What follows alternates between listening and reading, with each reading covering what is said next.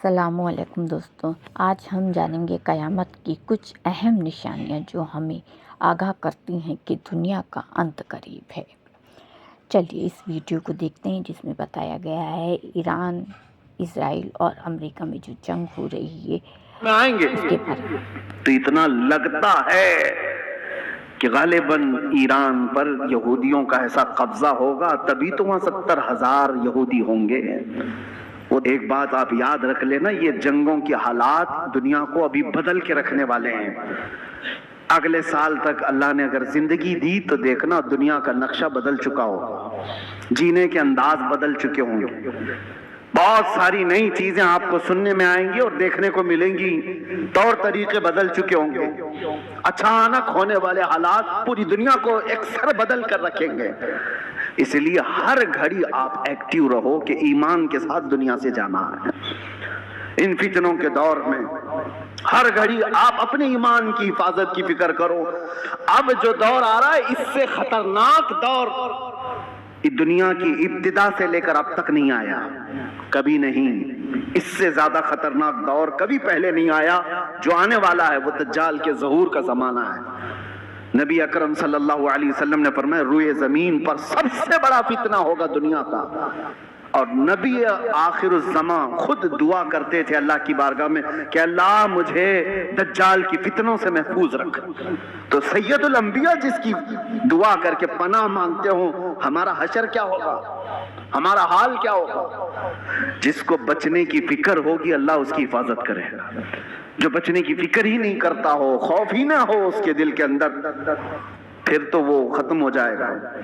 اب میں ایک اور حدیث بیان کر کے میرے اپنے موضوع کے سلسلے میں نے آج کیوں چھیڑا اس کو، ایران، امریکہ، اسرائیل، یہ دنیا میں ابھی سب کی زبانوں پر چل رہے جنگ کے حالات ہیں۔ اس دوران میں نے حدیث یہ پڑھا کہ دجال کے ظاہر ہونے کا وقت جو ہے وہ اللہ بہتر جانے، لیکن جو جگہ ہے نبی پاک صلی اللہ علیہ وسلم نے فرمایا وہ بھی ایران کی طرف سے ہی ظاہر ہوگا۔ دجال کے ظاہر ہونے کی جگہ جو بتائی گئی وہ مشرق کی طرف سے ظاہر ہوگا۔ ایران کا ایک شہر ہے اصفہان۔ نبی پاک صلی اللہ تعالی علیہ وسلم فرماتے ہیں یتبع الدجال من اصفہان 70,000۔ حضور فرماتے ہیں اصفہان شہر سے 70,000 یہودی دجال کی فوج میں شامل ہوں گے۔ اب یہ اصفہان کہاں ہے؟ اصفہان تو یہ ایران کا شہر ہے۔ 70,000 یہودی ہیں یہاں پر؟ نہیں، لگتے تو نہیں ہیں، لیکن حدیث پاک ہے۔ اللہ کے نبی صلی اللہ علیہ وسلم نے فرمایا 70,000 یہودی دجال کی جماعت میں داخل ہوں گے، وہ ایران کے اس شہر سے داخل ہوں گے، اس کی فوج میں آئیں گے۔ ہو سکتا ہے لوگ میرے اس بیان کو یوں کہہ رہے ہوں کہ یہ ایران کے خلاف بول رہے ہوں۔ میرے عزیزو، آج جن حالات اور جو کیفیت کو ہم دیکھ رہے ہیں، ہم مظلوموں کے ساتھ کھڑے، ظالم کے ساتھ کبھی نہیں کھڑے ہوں گے۔ اسلام کی خاصیت ہے یہ، ظالم کے ساتھ کبھی نہیں کھڑے ہوں گے۔ ظالم امریکہ ہے، ظالم اسرائیل کے یہودی ہیں، پوری دنیا کو انہوں نے ظلم کی چکی میں پیسا ہے۔ لیکن ایران کی جو کیفیت ہوگی، 70,000 یہودی وہاں سے نکلیں گے اور دجال کی جماعت میں آئیں گے، تو اتنا لگتا ہے کہ غالباً ایران پر یہودیوں کا ایسا قبضہ ہوگا، تبھی تو وہاں 70,000 یہودی ہوں گے۔ وہ دور آئے گا۔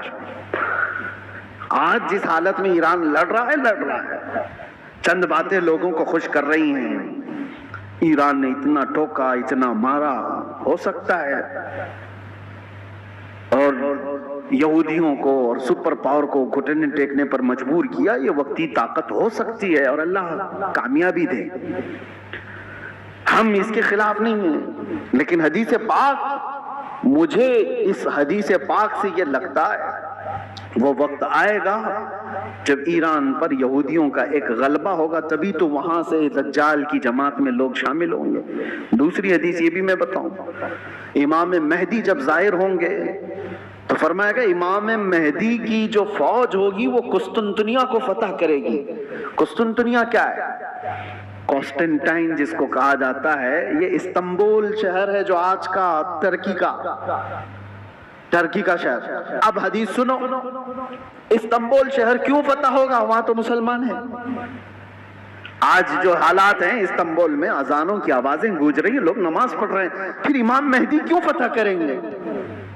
लगता इससे भी ये है कि ये भी शहर मुसलमानों का नहीं होगा उस वक्त, ये भी ईसाई और यहूदियों के हाथ में जा चुका होगा और इमाम मेहदी के जमाने में उसको फतह किया जाएगा।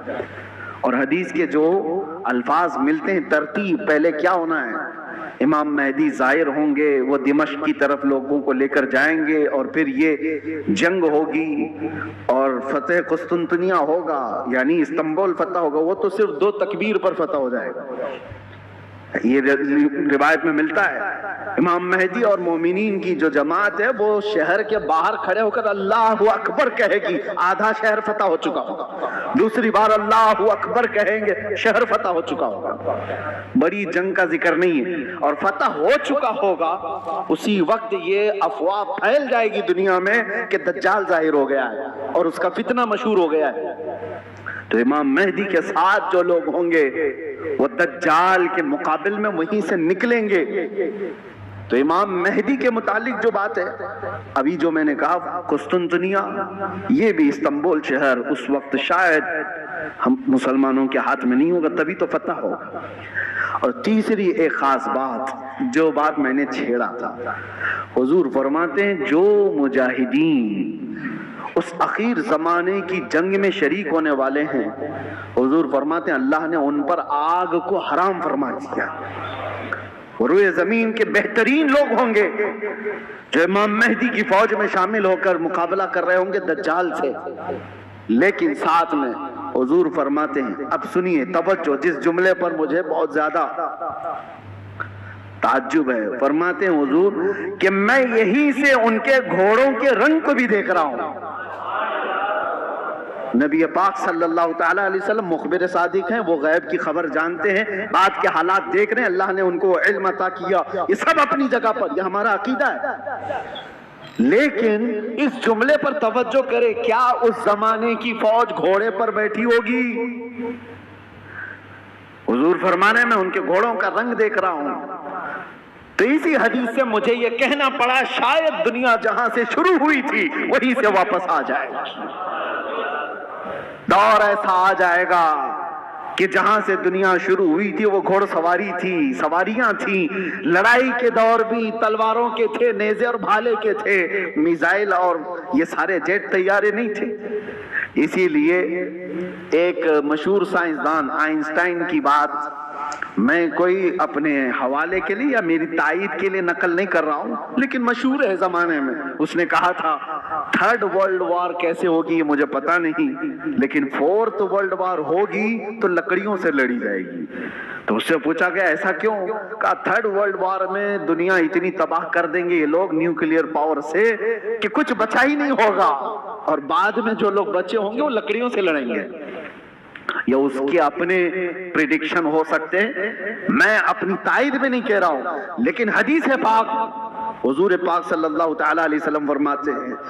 और ये एक हदीस ये भी है कि दज्जाल जिस गधे पर सवार होगा वो भी हदीस में उसका जिक्र है कि वो 1 मील तक एक कदम रखेगा, और उसकी भी सवारी का जिक्र है।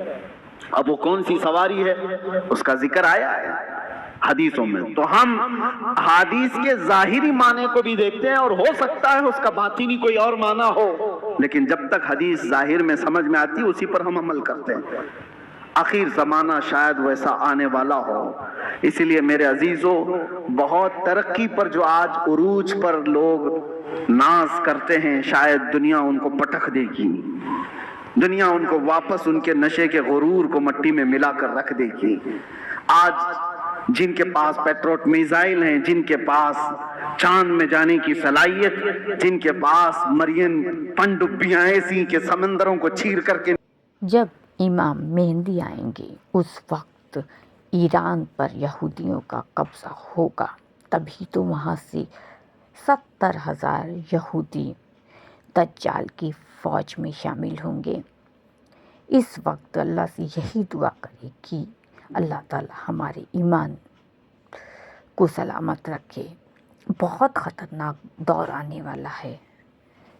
حضور پاک صلی اللہ علیہ وسلم دعاؤں میں یہی دعا اللہ سے مانگتے تھے کہ مجھے دجال کے فتنے سے محفوظ رکھ. اللہ تعالی ہم سب کو ایمان پر خاتمہ نصیب فرمائے. امید کریں گے یہ ویڈیو آپ کو پسند آئی ہوگی. لائک کریے.